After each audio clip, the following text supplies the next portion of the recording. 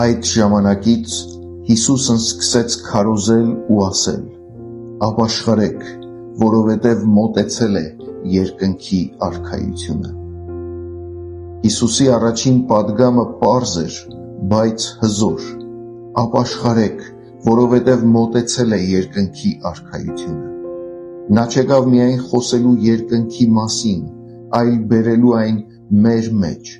Նրա գալուստով սկսվեց մի թագավորություն, որ չի չափվում սահմաններով,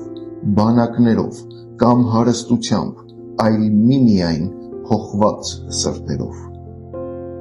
Ապաշխարությունը այս թագավորության դուռն է,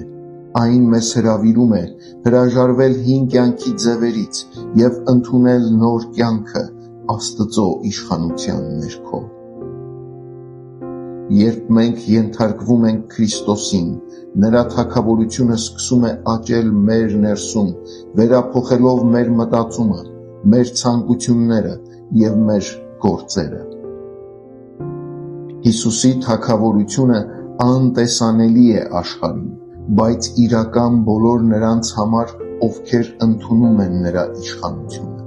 Աշխարհը դեռ կռվում է իշխանության համար, բայց Քրիստոսի հետևորդը գիտի, որ ամենաթանկ իշխանությունը Աստծո արքայությունն է հենց ձեր ներսում։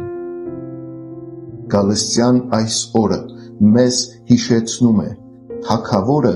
եկել է ոչ թե կործանելու, այլ նորը արարելու։ Նրա թագավորությունը վերջ չունի, և այն սկսվում է հենց այնտեղ,